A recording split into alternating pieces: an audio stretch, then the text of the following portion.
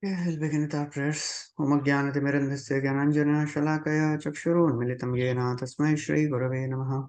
Shri Chaitanya Manobhishtam Sthapitam Yena Bhutale Swayam Rupa Kadamahyam Dadati Swapadantikam.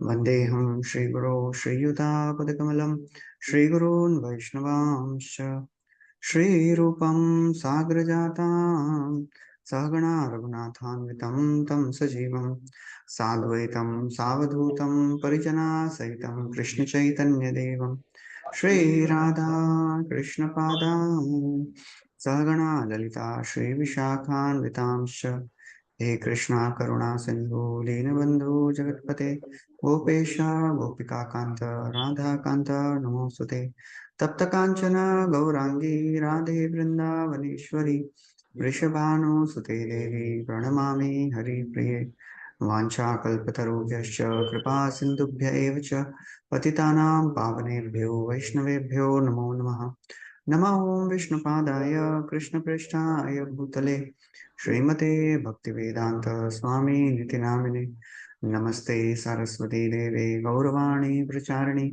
निर्विशेष शून्यवादी पाश्चात्य देश तारिणि जय श्री कृष्ण चैतन्य प्रभु नित्यानंद श्री अद्वैता गदाधर शिवासदि गौर भक्तवृंद हरे Krishna Krishna Krishna Hare Hare Hare Ram Ram Ram Hare Hare Hare Krishna. So we are discussing from Srimad Bhagavatam, Canto 4. We are discussing today the 10th chapter. So far we have discussed Dhruva Maharaj being insulted by his stepmother Suruchi.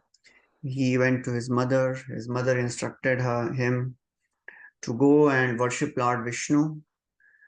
And following the instructions, he went to the forest, met with Narad Muni, learned the process of Narad Muni tested him, and then taught him the process of Ashtanga Yoga and meditating on the Supreme Lord, taught him the mantra Om Namo Bhagavate Vasudevaya. And then Dhruva Maharaj, he went to Madhuvan, he did tapasya. In 6 months, he got darshan of the Lord.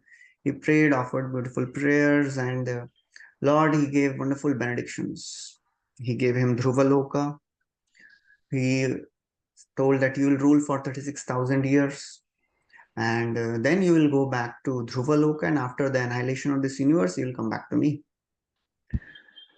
After getting desired benedictions, Dhruva was not so happy because he was thinking, I got Supreme Lord's association, darshan, and I asked for material things. When I was offering prayers, it seems Lord thought that I am cheating, and that's why he didn't take me then and there. That's why he gave me all these material benedictions. So he was very repentful, and in this way he returned. Uttanpad on the other side, he came to know that Dhruva, his son, is returning. He was so very happy. It was as if a dead person is coming back to life. He came with all the citizens, and Suruchi, Suniti, Uttam, they all came. They welcomed Dhruva very nicely, brought him back.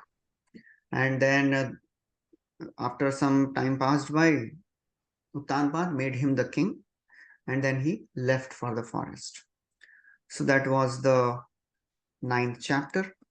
So now in this 10th chapter,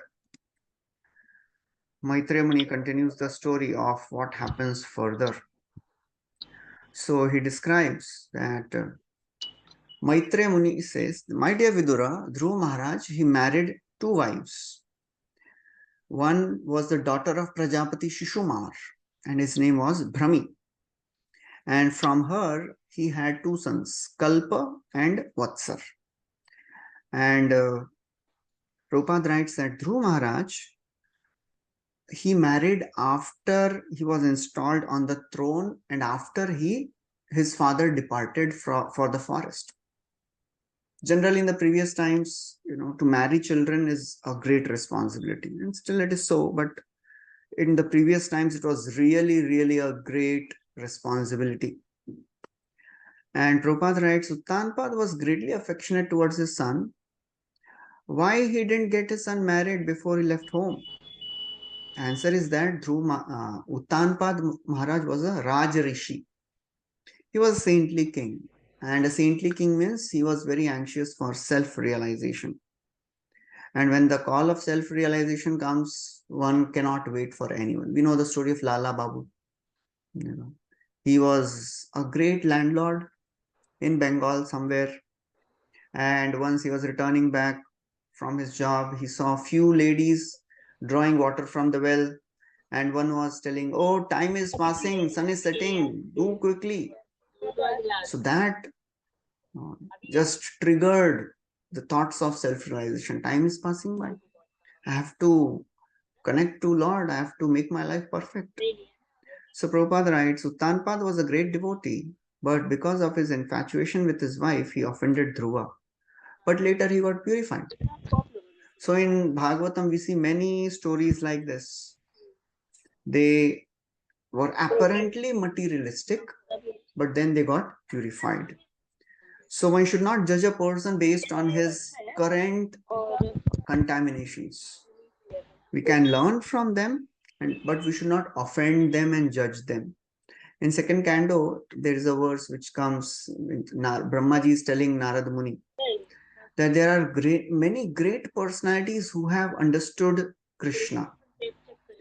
And in that list, he takes some names who are apparently, we know about them as people who have, a materialistic background. It's like Prachina Barhi. He was expert in materialistic yagyas. He takes the name of Aila. Aila is Pururava, how he was running after Urvashi. The whole ninth canto, few chapters of ninth canto describes that. Then Nahusha. Nahusha was the great king who went to the heaven when Indra was afflicted with the curse of sin of killing Vritrasur.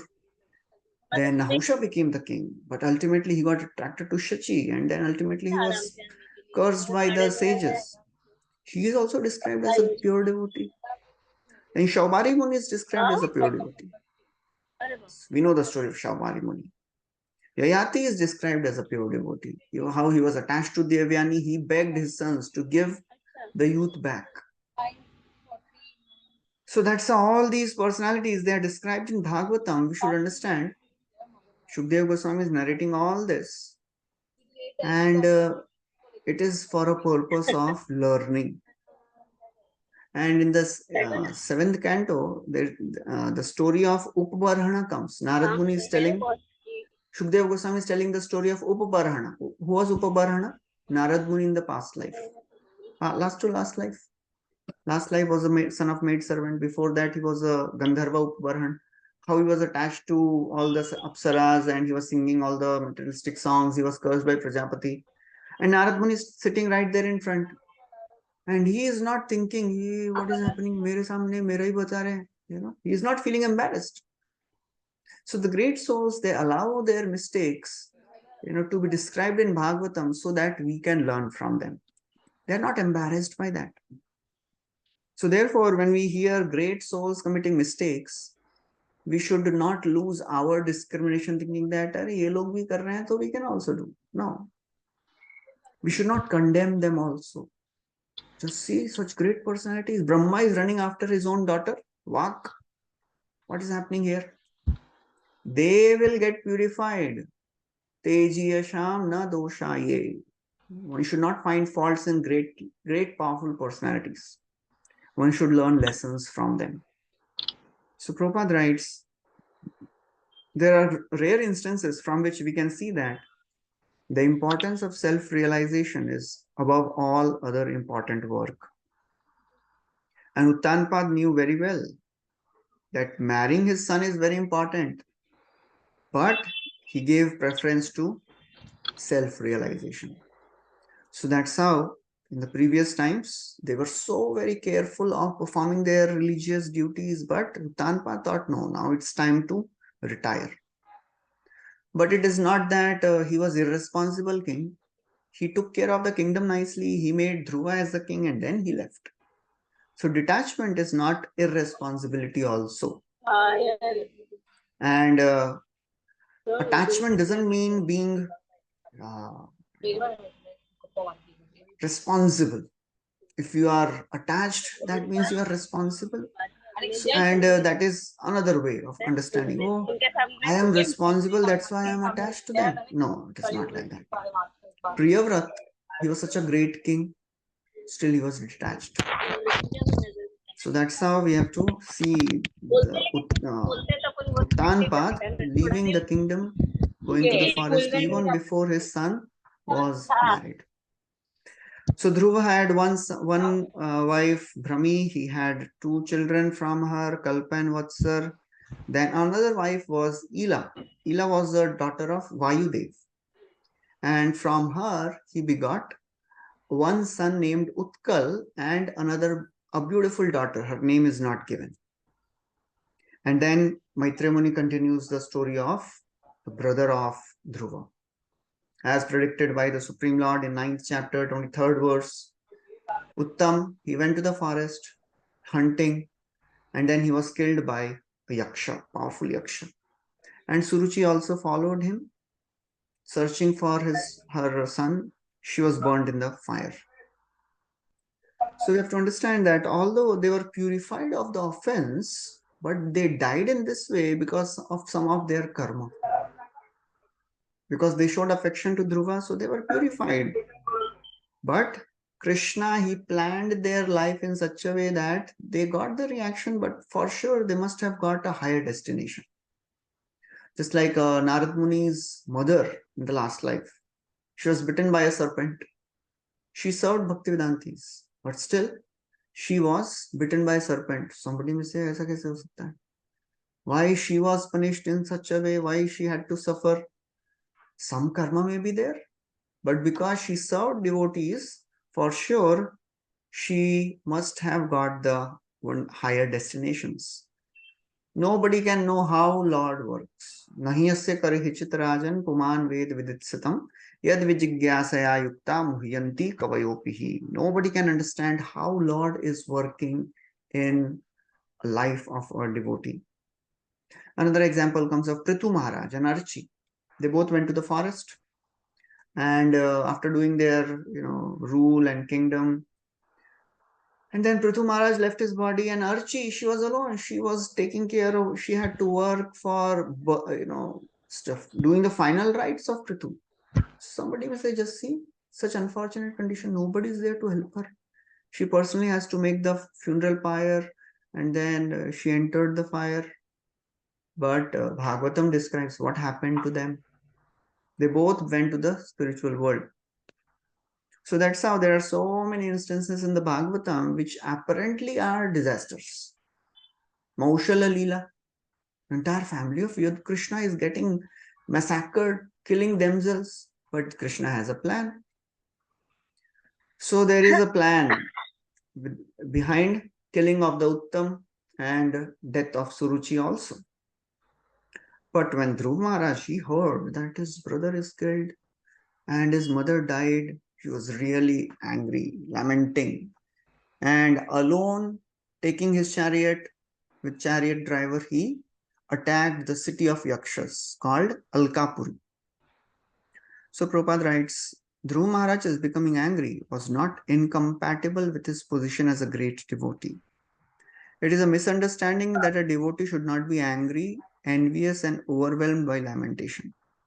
India में लोगों का ऐसा perception रहता है sadhu means grave no emotions always equipoised, no anger. Prabhupada was not like that.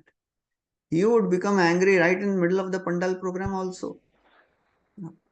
One time Prabhupada was doing a Pandal program and all the Matajis, they were, Prabhupada called them and they were dancing on the stage in Kirtan.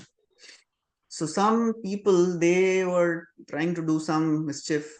They came near the stage and they were trying to touch the feet of these dancing devotees. So Prabhupada saw. Prabhupada was with his eyes closed, he is doing kirtan with his kartal. He saw this. He stopped kirtan and kartal aisa and he threw that kartal. And one person was hit and everybody was shocked. What is he doing? So Prabhupada was not like that type of person. He was ready to do anything to serve devotees and serve Krishna. So therefore, Dhruv Maharaj, he is showing emotions, but a difference between non-devotee showing emotions and a devotee showing emotions. When a non-devotee, he suffers and he is in distress, he gives up the service. He doesn't serve Krishna. But when a devotee undergoes some problems, he never gives up the service of Krishna.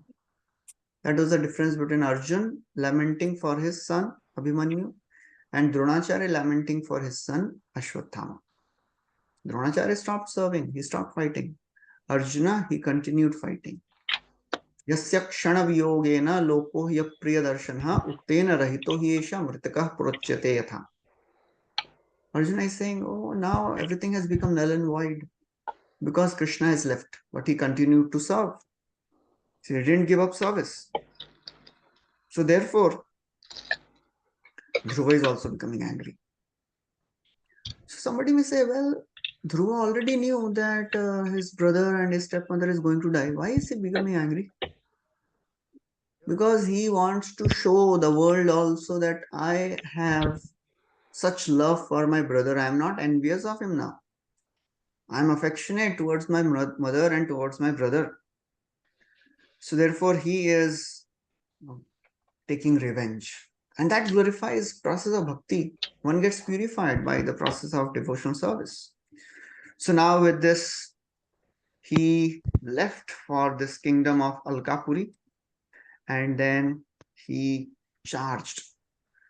And the entire rest of the chapter is the fight between Dhruva and the Yakshas. And that is a very, very wonderful and very instructive. So Dhruva Maharaj, he went in the northern direction in the Himalayas, not this Himalaya, the greater Himalaya, which is there in the between Kimpurusha Varsha and Bharat Varsha in Bhumandal. So there is a valley where all these yakshas they live. All these yakshas are ghostly followers of Lord Shiva, Kuvera's followers. So Dhruva Maharaj reached Alkapuri and he immediately blew his conch shell. And hearing the conch shell of Dhruva, everybody became frightened. And they were not able to tolerate that. Who is this personality who is coming and who is trying to challenge us? So they also came equipped with all the bow and arrows to fight. And Dhruva, he was a great fighter, great chariot driver, also great warrior. He began to kill them by showering such powerfully so many arrows. And when the soldiers, all these yakshas, they saw that this personality is really destroying us, they became really frightened because the leaders of their army were getting killed. So all these yakshas, they became frightened. Because Dhruva, he was not shooting one arrows at a time. One arrow, he was shooting 3 arrows at a time. He was putting 3 arrows on his bow and he was shooting. But interestingly, it is described that all these yakshas, although they were defeated by Dhruva, but they appreciated and they were glorifying the, powerful war which Dhruva is, presenting. Such powerfully he is fighting. Prabhupada writes, this spirit of fighting in a sporting attitude is very significant. That is not happening nowadays. Nobody will glorify the opponent for the show of his power because most of the times all the power which is shown is just a power of some, technical things. No personal power. Just shooting just dropping bombs and using all that weapons, but personally fighting, that is not happening. And people, they don't glorify because there is no Kshatriya spirit. Kshatriya spirit means, Prabhupada writes, they when they see some opponent showing their power and the Kshatriya skill, they become happy because that is the invitation to fight better. Prabhupada writes, this straightforward appreciation of an enemy's prowess is a characteristic of real Kshatriya spirit. So Dhruva was shooting 3 arrows at a time. all these yakshas started shooting 6 arrows at a time. And how many yakshas were there? There were 1,30,000 yakshas. So that means 7,80,000 arrows were coming simultaneously on Dhruva. And not just arrows, various types of weapons. The names are there: Parigraha, Nishtrimsha, Prashula, Prashvedha, Shakti. Also, Prabhupada translates all the tridents, swords, lances, and all these different types of weapons are being showered on Dhruva. And then the remaining chapter has so many wonderful comparisons. He says Dhruva Maharaj was covered by the arrows of yakshas, just like the mountain is covered by rains. So Dhruva is like a mountain, and all these arrows, they are like the rain showers. So Chakravarti Thakur writes, it is very interesting comparison. When the mountain is showered by rains, nothing happens to the mountains. What happens? The mountains get cleansed off. So the incessant shower of the arrows from the enemy gave Dhruva Maharaj new vigor to defeat them. What was the dirtiness which is there? All the complacency. He was not fighting to the full capacity. So when he saw all these arrows coming, he became cleansed of all this complacency and incompetency. And as soon as all the Siddhas and all the great personalities in the celestial regions, they saw that Dhruva is getting covered by the arrows, they became really sad, and they were really, they roared tremendously. Oh, just see, the great grandson of Manu, not great, grandson of Manu, Dhruva is lost. They cried. They said, just like the sun sets, Dhruva Maharaj is like the sun which has set in the ocean of yakshas. Another comparison. This is also a very interesting comparison. Because Chakravarti Thakur says when the sun sets, sun doesn't disappear. Sun doesn't get destroyed. It is just away from our vision. Similarly, although it seemed that Dhruva is being covered by the ocean of arrows, nothing actually happened to Dhruva, Prabhupada writes. He appeared to drown in the ocean of yakshas, but he had no difficulty. As the sun rises again in due course at the end of the night, Dhruva might have been in difficulty, but he was not defeated. So that is the process. Can you mute the Prabhupada writes about participant? Manava. He was a distinguished Manav. Dhruva Maharaj was a distinguished Manav. Manav means the descendants of Manu. So I am Manu. So Prabhupada writes a very important statement. He says, Rupa Goswami says that not only are devotees protected by the Supreme Lord, all the great personalities, all the devatas, all the sages, all the siddhas, they also are very much anxious about the security of devotee. So we have so much of support system here. While practicing Krishna consciousness, while following the path of bhakti, in our fight with material nature, we should not feel, who is there to help me? Nobody is there to support me. We have our whole Guru Parampara helping us, supporting us. There is a beautiful verse of Avanti Brahman. Etam sasthaya paratmanishta adhyasitam purvatamai maharshibhi. Aham tarishyami duranta param tamo mukundangri nisheva yeva. Etam sa asthaya. By having that faith in the parampara, purvatamai maharshibhi, whatever path these great personalities have given, the path of Krishna consciousness, if we follow, aham tarishyami, we will surely cross this ocean of material existence. Duranta para, which is very difficult to cross. It is very thick, dark. Tamo, because I have taken shelter of Krishna's lotus feet, mukundangri nisheva yeva. So that is the faith a devotee should have. Many times it may seem that devotees falling, devotees losing the war against Maya.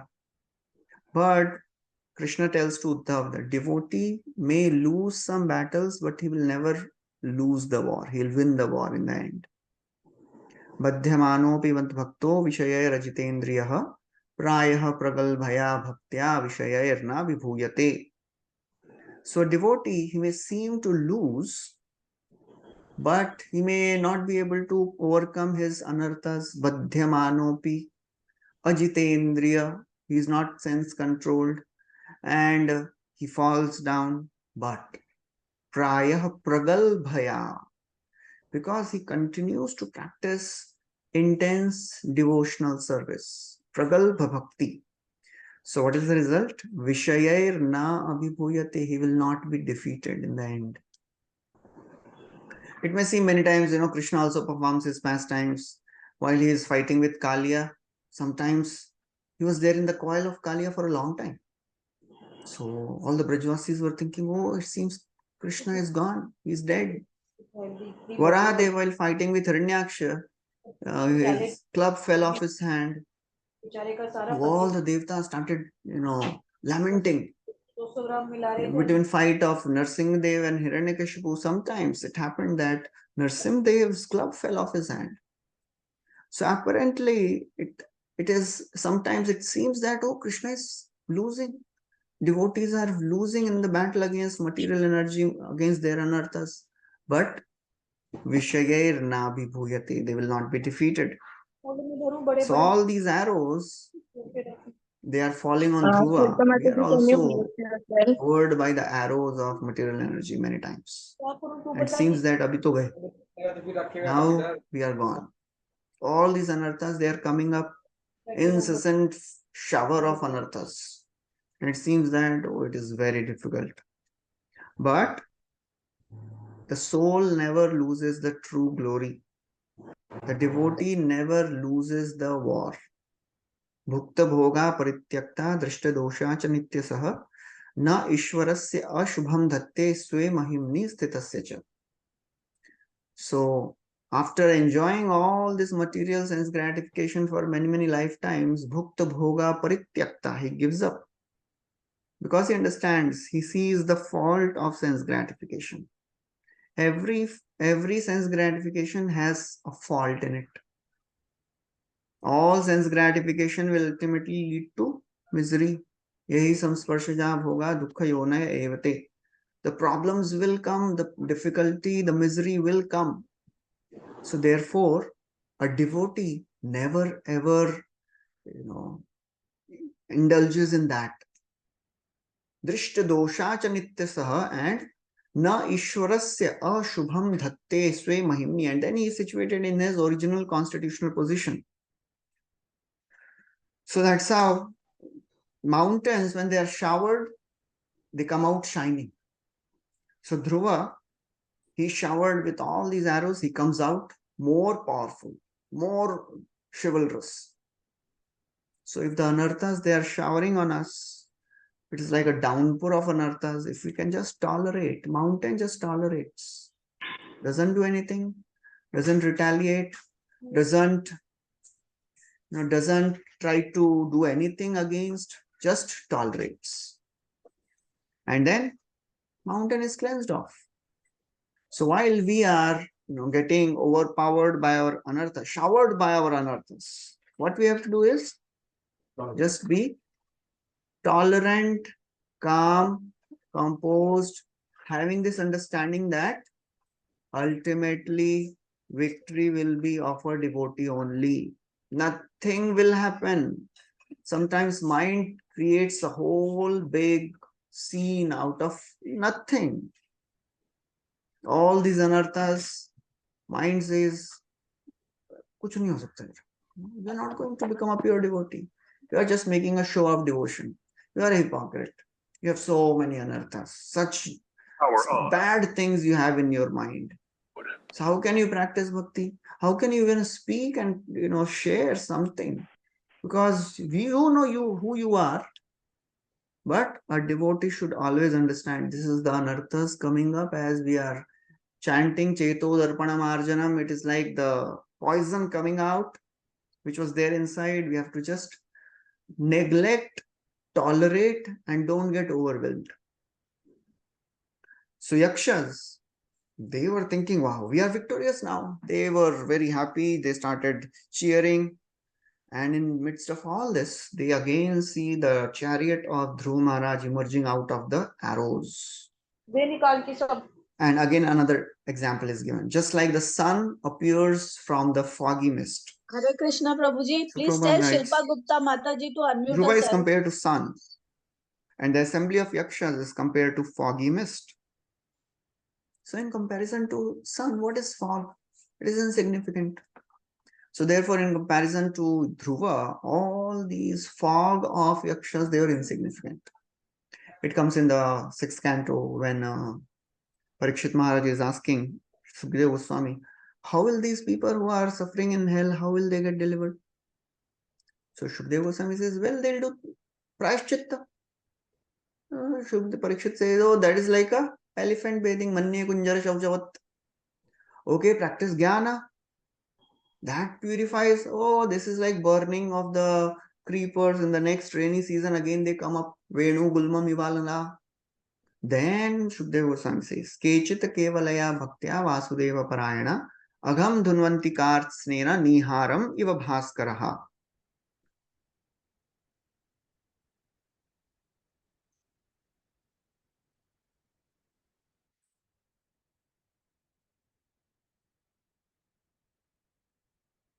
Kechit kevalaya. So in that, Shukadeva Goswami says, only by practicing unalloyed devotional service, all the contaminations of the heart, they get purified. Just like when the sun rises, all the fog completely disappears. Niharam iva bhaskaraha. So similarly, Prabhupada writes, our eyes may be covered by the cloud, but the sun is never covered. By this comparison to the sun, the greatness of Dhruva Maharaj in all circumstances is performed. So Dhruva, he was always victorious. He came out with such glory and with his bow and arrows. And Maitreya Muni is giving such wonderful description. His bow twanged, arrows hissed. When arrows are shot, they make a sound of hissing. And all these bows and arrows twanging and hissing, they are creating lamentation in the hearts of all these yakshas. And then he began shooting arrows. And now his shooting is described like thunderbolt falling on the mountains. So shooting of the, and before that, he said, all these weapons which were thrown on Dhruva, they were scattered away just like the wind scatter the clouds. So Dhruva started shooting arrows, and all these millions of arrows coming, they were scattered like the wind scattering the clouds. In front of the clouds, in front of the winds, clouds have no existence. They can't do anything in front of the winds. And then Dhruva, he was showering arrows, cutting the bodies, piercing them. And it was like thunderbolts falling on the mountain of Yakshas. So Chakravarti Thakur writes, two types of comparison have been made concerning the mountain. Yakshas attacked Dhruva like rains attacking the mountains. And Dhruva attacked Yakshas like thunderbolt attacking the mountains. So what is the difference? When thunderbolt falls, the entire mountains gets shattered. But when the rains fall, it just washes off the mountain of all the dirt.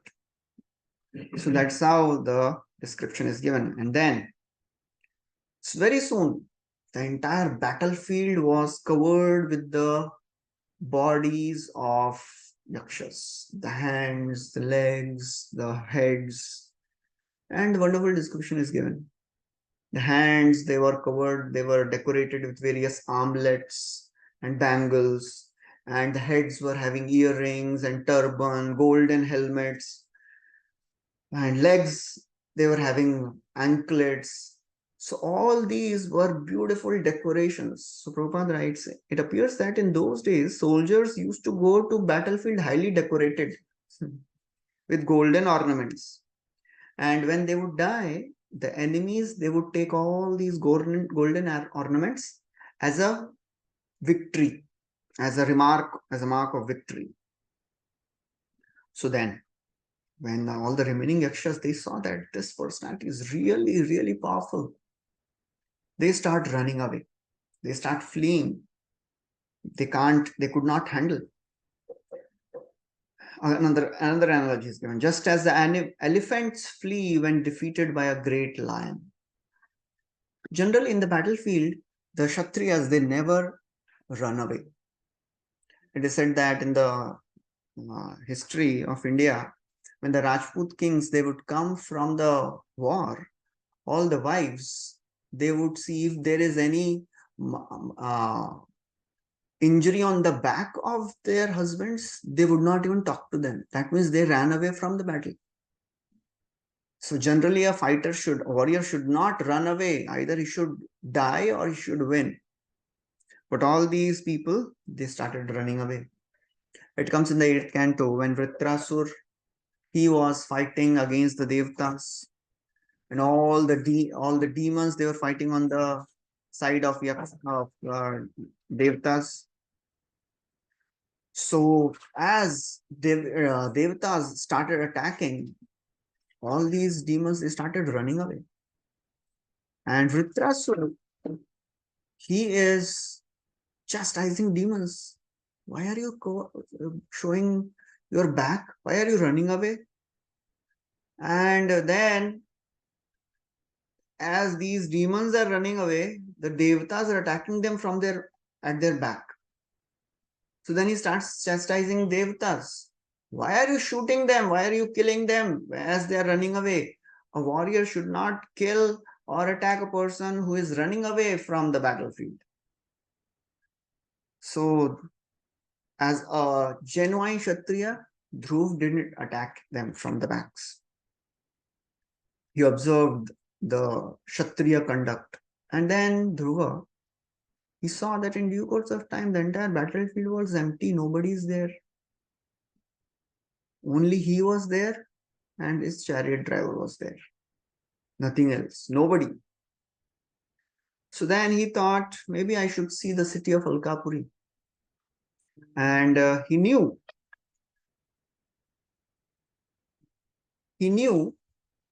that I can't trust the yakshas. He says, no one knows the plans of mystic yakshas.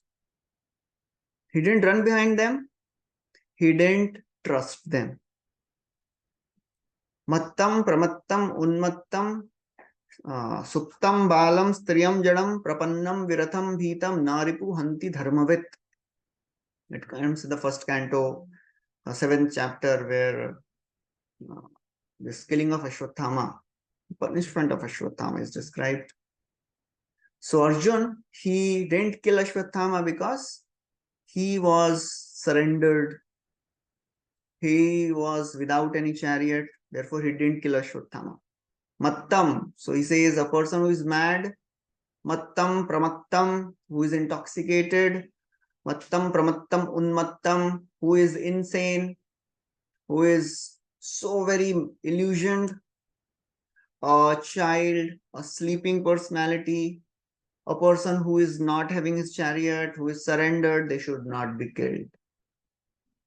So therefore, Dhruva didn't kill all these yakshas. They were running away, but Dhruva was very intelligent. He thought about the situation and he understood that, okay, no one can trust these yakshas.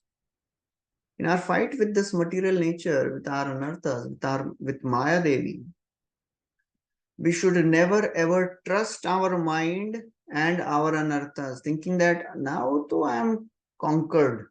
Now I have conquered. Now I can take care of all these things very nicely.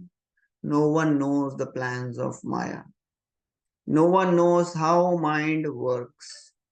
Therefore, it is described that one should never trust the mind. It is described in the 5th canto, Rishabdev, although he is Supreme Lord himself, he was practicing this Jada Yoga, and so many mystic siddhis came, he didn't accept them. The reason is given: a devotee should never ever trust the mind, because the mystic siddhis now they are coming thinking that okay, I'll use them in Krishna's service, but if we are not sufficiently alert, we will start using it for our own sense gratification. So therefore Rishabdev didn't accept.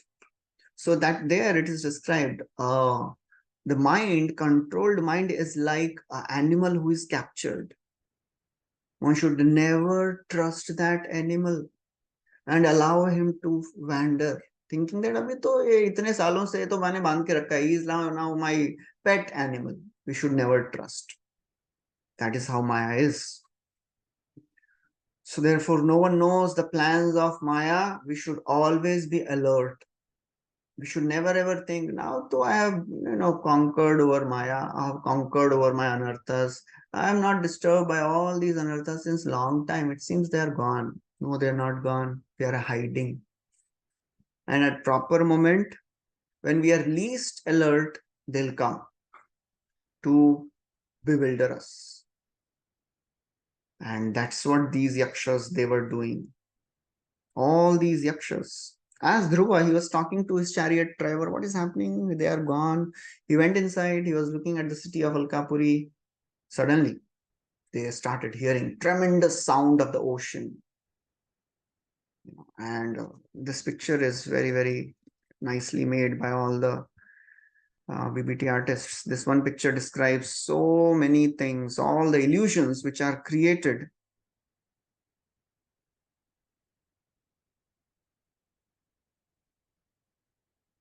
So it shows all the illusions which are created by the yakshas.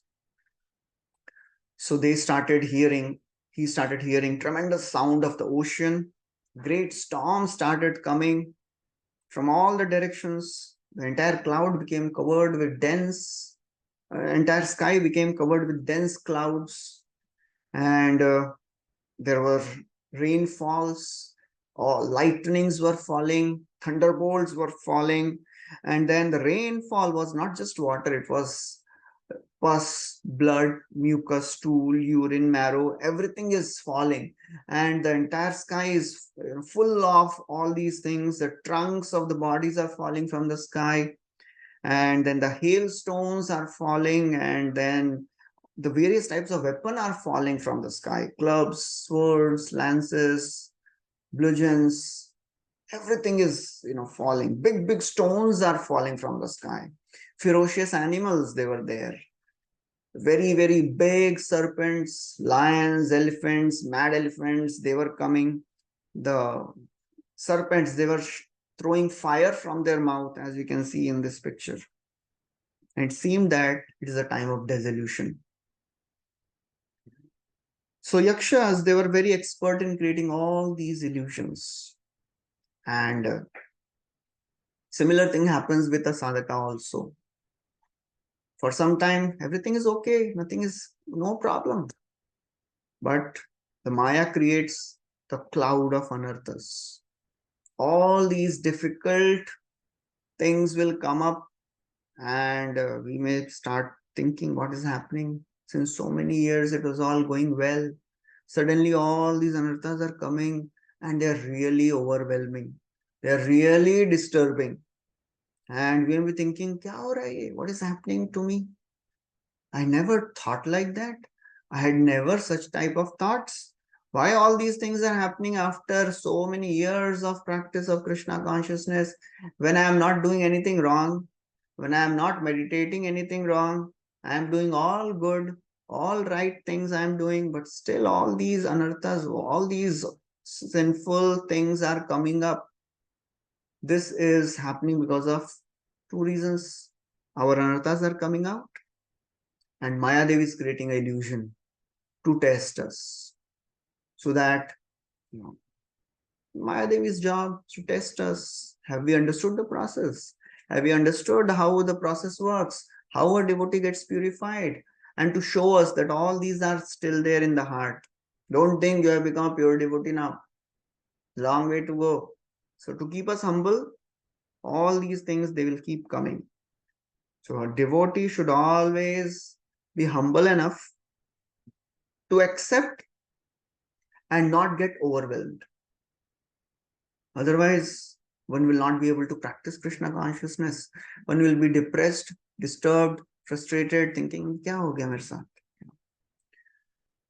So, can we conquer our anarthas, or we have to? I have heard somewhere that we have to pray to God that you give us strength, or only Krishna can conquer our anarthas. Yeah, only Krishna, only holy name can purify. Cheto darpana marjanam. Cheto darpana marjanam bhava mahadavagni nirvapanam. So all these process of chanting, it is purifying our heart. Chanting is Krishna. Krishna is ultimately purifying our heart. We are not purifying our heart. We cannot do so. We are just dependent on the mercy of Krishna in the form of the holy names, in the form of the process of devotional service. I'll just complete this, and then we'll have questions because ek do verses hi bache. So then another very interesting thing comes up. All these sages, although they were not invited there, Dhruva didn't call for their help. But all these great sages, they are alert that this personality is a great devotee of the Lord. Now he's in danger.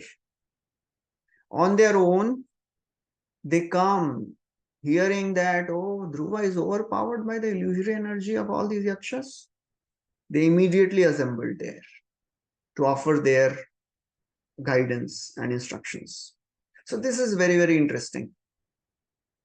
We may be thinking I am alone in my fight with anarthas, but Vaishnava Sangha is always there, ready to help us. Only thing we have to do is, Dhruva didn't call for these sages, we may have to call for devotees. We may have to take shelter of devotees, because these great sages, they are trikalagya, they know everything happening anywhere. We have to at least become humble and tell the devotees that I have this problem. Many times we are thinking, मैं बताऊंगा तो लोग क्या सोचेंगे मेरे बारे में? You are such a great devotee, practicing since so many years. You have such nasty things in your mind. What type of great devotee you are? When we become humble enough and approach a person who is genuine, who is trustworthy, and who will not judge us, then Krishna also recognizes. And he gives his mercy through that devotee. We may know the same things, what that devotee is going to tell us. But when we hear the same thing from the devotees, then Krishna's mercy is added in that instructions. So all the Guru Parampara is always there to help us. The devotees around us, they are our savior. So that's the advantage of association. So all these devotees, they come, and what they'll say? They are telling Dhruva, please chant the names of the Lord. We'll recite this verse. Munaya uchuhu Autanapad Bhagavam Stava Saranga Dhanava Deva Shinotyamanatharti Haro Vipakshan Yannamadheyam Avidhaya Nishamya Chadha Loko Anjasa Tarati Dustaramanga Mrityum. O Uttanapad, O Dhruva, son of Uttanapad, may the Supreme Lord Bhagavan Saranga Dhanava, who is known as Saranga Dhanava, Sarang is the bow of the Lord, Devaha Shinoti, destroys. Avanata Arti, whoever surrenders to Krishna, he destroys the distress. Haro Vipakshan, he kills all the enemies of devotees. Yan Namadheya, the names of the Lord are as powerful as Lord himself. Therefore, simply by hearing and chanting of the names of the Lord, what happens? Loko Anjasa. Many men in the past, they have crossed this ocean of material existence. So what to speak of this ordinary illusion created by these yakshas? It is insignificant. So the entire process of Krishna consciousness, the association of devotees, They are there to remind us of one thing. Holy name is very powerful. It is all powerful, not just very powerful, it is all powerful. Because Nam Chintamani Krishna Chaitanya Rasa Vigraha, the more we take shelter of Krishna by chanting, by associating with them, by deities, by Bhagavatam, the more we develop faith in the process, the more we will not be overwhelmed and bewildered by the display of all the illusions of Maya Devi and our anarthas. Vishwanath Chakravarti Thakur writes, the sages thought, if one can cross death by hearing about the Lord, Dhruva could easily overcome the Yaksha's magical spell. So therefore, what are they doing? They made him remember Narayanastra. That means the names of the Lord. So Vaishnava Sangha will help one to remember holy name only, nothing else. No magical instructions will be given. Same instructions. Prabhupada writes, a devotee is always protected by the Supreme Lord. And by the inspiration of the Supreme Lord, the sages came to help Dhruv Maharaj. So devotee is always helped by the Supreme Lord and by the devotees. Lord guides them. As Yamraj is telling to Yamdutas, please never ever go to devotees. They are always protected by the Lord. Terev siddha parigita pavitra gatha ye sadhavo samadrisho bhagavat prapanna tanopasidat hare gadaya bhigupta tesham vayam nachavaya prabhavam dande. These devotees, they are glorified by devtas, siddhas, they are equipoised, they are samadarshina. They are sadhavo, samadrisho, they are surrendered to the Lord. Now, upasida, they never go near them because they are protected by Gada of the Lord. So therefore, Lord always protects his devotees, and Lord tells his devotees, tells other devotees to help his devotees. So that's how one has to develop this consciousness of dependence on the devotees, association of devotees. Jnanavalambaka kechit karmavalambaka vayam tu haridasanam padatranavalambaka. Some people take shelter of Gyan, some people take shelter of karma. I take shelter of the slippers of the devotees. That means service to devotees. Shanardhe napi tulaye na swargam na punarbhavam bhagvat sangi sangasya martyanam kimutasisha. Lord Shiva is telling to Prachetas, or even half a moment of association of devotees, so very powerful, it cannot be compared to Swarga and Apavarga. So that is the power of devotee association. So that's how when problem comes in the life, different people, they respond differently. Some people take shelter of their own strength. Some people take shelter of jnana, karma. But devotees, they take shelter of Krishna in all circumstances. So that's how all these sages, they are telling Dhruv Maharaj, please chant the names of Lord. Yanamadheyam, please chant Narayanastra. So that's how the chapter ends. So we'll stop here. Any questions? Yes, Prabhu.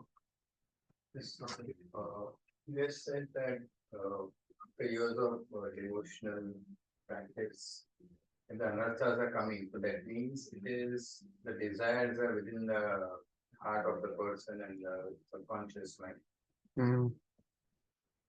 Yeah. So there are so many anarthas. We should not think abhi to ho gaye. It will come. Even at when Maharaj says, even at the time of death, Maya Devi will come and say in 1 year, stay back. Krishna will say, come back. So the test will be there always. And to what extent one is purified, that only Krishna knows. Till the time we are not at the level of prema, some traces are there. Nashta prayeshu abhadreshu nityam bhagavata sevaya. Praya means almost. Even at the stage of bhava, almost, thoda fir bhi bachta hai. So anarthas are always there till the time we don't reach prema. So we should never be overconfident that abhi to ho gaya. Should always be humble, understanding our fallen condition. current condition also, are we, what is the destination for us? So, Sorry? what is the destination for such souls? At the end also the purification is not complete. We are not so much concerned about the end. We are concerned about the process. What will happen at the end? That only Krishna knows. We should not be so much concerned about, will I become a pure devotee? मेरा कौन सा रूप मिलेगा? मंजरी होंगे कि गोपी होंगे? No, we have to just think of remembering Krishna, serving Krishna. A devotee is not interested in even liberation. Because what are we aspiring for? We are aspiring for the highest thing, and highest thing is service. And of course, we cannot artificially ask something which is where we are not. If we are thinking, really, I want to go back to the spiritual world, okay, please pray accordingly. But ultimately, in spiritual world also, what a devotee wants? Service. Salokya, sarishti, samipya, sarupya, ekatvampyuta, diyamanam na grananti vinamat sevanam jana. Seva nahi hai, I don't want liberation also. So that is the understanding. We should not be so much concerned. Will I go back? Of course, we should have the aspiration. But after going back, what will I do? Aram se so jayenge, No. Service. So for service, I don't care about coming here also. If Krishna wants. And we should never have such utopian expectations by our own practice of Krishna consciousness. ये lifetime में pure devotee बन जाएंगे क्या? ये lifetime में क्या अभी 10 करोड़ जन्मों के बाद भी बने तो so we should not always be thinking in such calculative mentality कि when will I go back? We are getting a chance to serve. यस्य हरेर्दास्य कर्मणा मनसा गिरा निखिलाश्वपि अवस्थासु जीवन मुक्त स उच्यते. With the body, mind, words, if somebody is getting chance to serve Krishna, that is a liberated state. Jivan Mukta. If Krishna wants me to go back and serve there, I'll go back there. If Krishna wants me to continue here and suffer more here, okay. Whatever Lord wishes. Because my own strength, by my own anarthas, my own conditionings, my own mind, I know that ये lifetime क्या आगे कितने lifetime होगा पता नहीं. But if Krishna wants, anything is possible. Krishna opens the door and says, last वाले को पहले ले लो, He can do anything. So we may be standing at the last person in the line, and we will be thinking, कितने देर में आएगा मेरा number. But Krishna is supreme transcendental autocrat. He can do anything. Rupa Goswami says a wonderful quality of the Lord. He says, Ambodhi sthalatam sthalam jaladhitam dhuli lava shailatam shailo mrit karanatam trinak pulishatam vajra trinak shinatam vahani shitalatam himam dahanatam ayati yasye chaya leela durladitadbhuta vyasanine krishnaya tasmai namaha. Ambodhi sthalatam.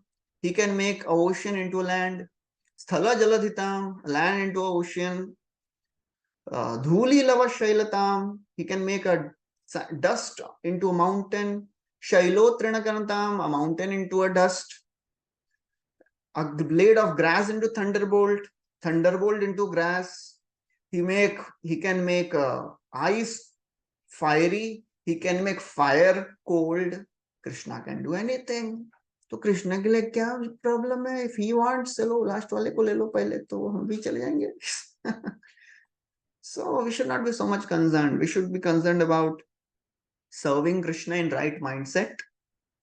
And when Krishna wants, we'll also get purified. But we should be always grateful for whatever we have received in life. Not seeing the worst part of ourselves. See what we have received. What is our best version? Because our worst part is really, really disturbing. It is really tormenting. So we should not see our worst part. We should always see what we have received from Krishna. Because if we are just seeing our worst part, we'll be frustrated, depressed. So that is not we should do. Okay, any other questions? Thank you. Hare Krishna Hare Prabhuji, have you sent last time's recording? Yeah, I think I have sent. Immediate. Okay, Prabhuji, I'll get it from someone. Thank you. Hare Krishna, Prabhuji. Demons, na? Hare Krishna, Mahesh Prabhu. Thank you, Ji. Thank you, Prabhuji. Very nice lecture. Sorry I could not make it today, but I enjoyed the lecture. The last part that you said that we focused on the journey, not on the destination. So that reminded me of that Chaitanya Mahaprabhu's prayer that na dhanam na janam sundaram kavitam. That I don't want wealth, I don't want beautiful people of the opposite sex, nor do I want moksha. My only prayer to you is to serve you life after life. Life after life. Yes, yes.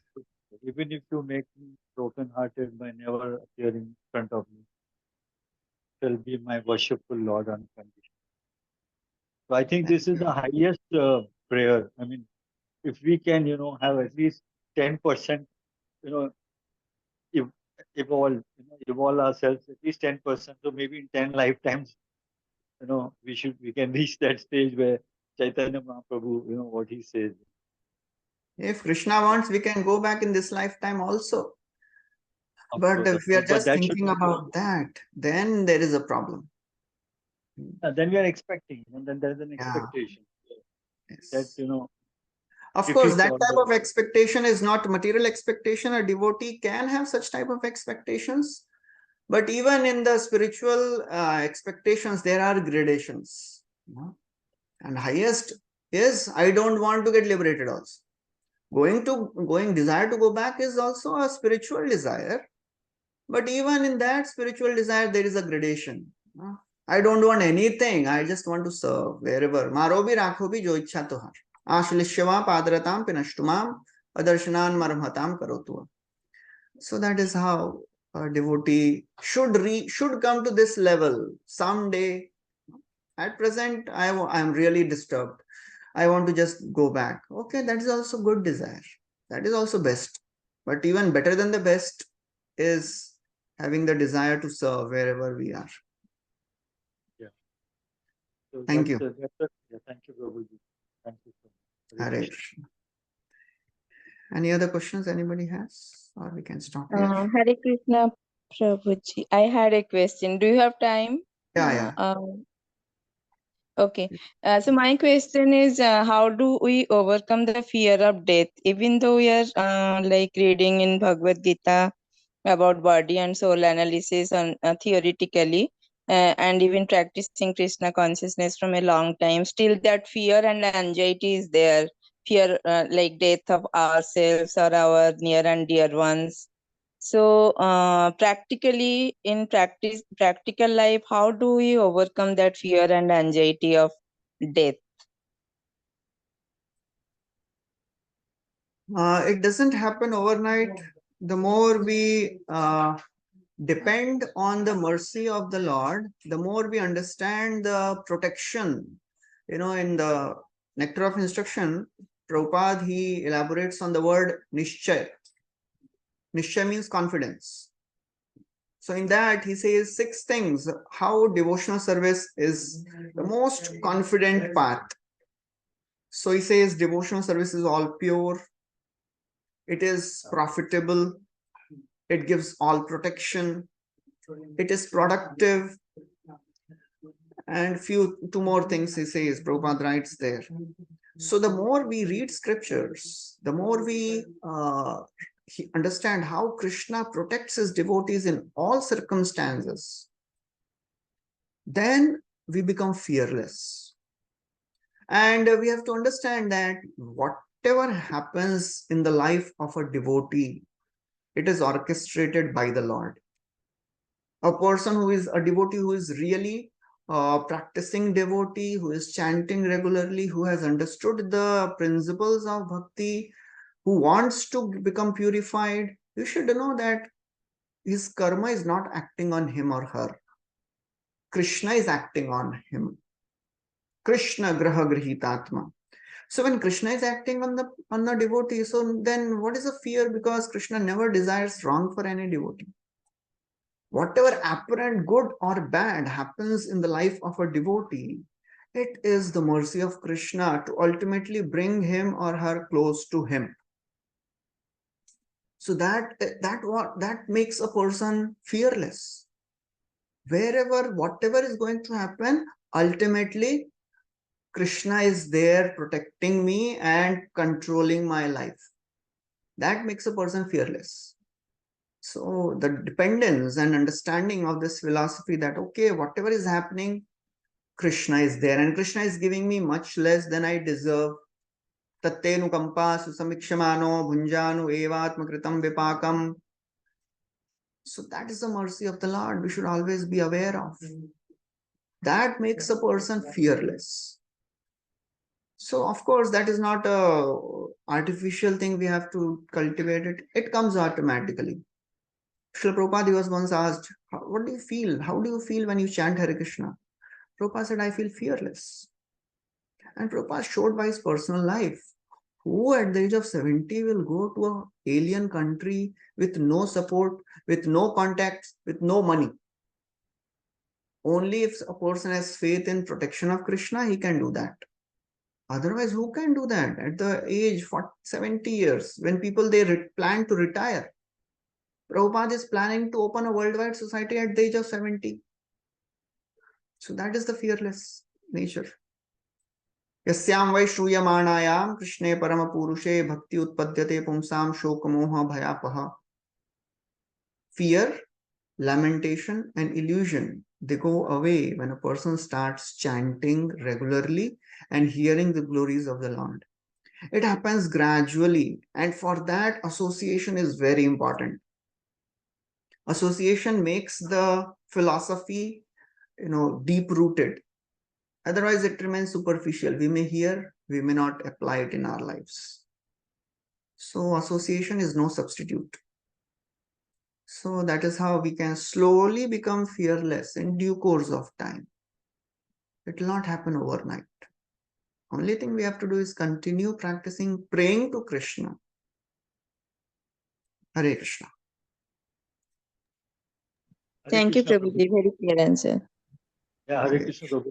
I would like to share my experience, what Mataji said, how to overcome the fear of death. Even I was under the same emotional, turmoil when there was death in the family during the COVID time. So one thing was helping me was that through the teachers like you, reading the Bhagavad Gita, which there are two verses which Krishna speaks of, Dehino min yatha dehe, Kaumaram Yovanam Jara. From childhood to youth to middle age to old age and death, we are always changing bodies. And Vasamchi Jirnani. These two verses help me that we are just wearing these clothes and then these clothes become useless, this body becomes useless. Krishna, in his kind mercy, gives us a new body. Whatever desires we could not fulfill in this. So he is actually merciful.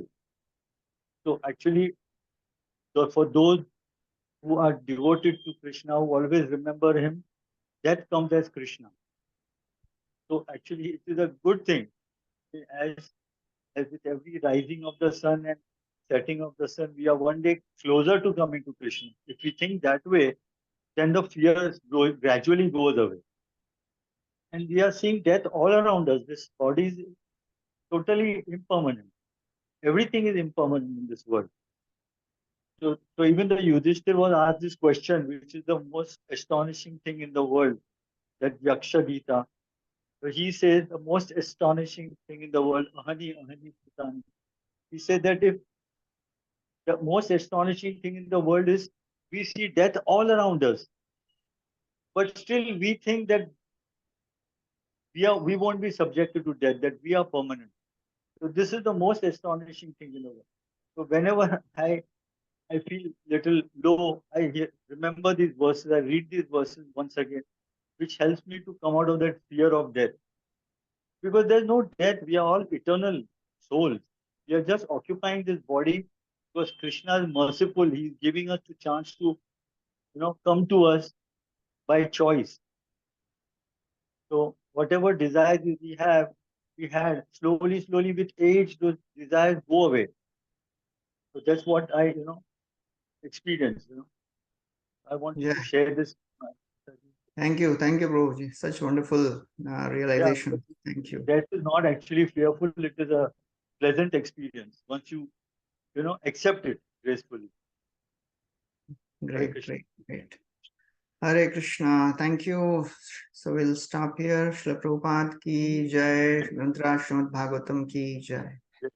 Thank you so much. Thank you, Prabhu.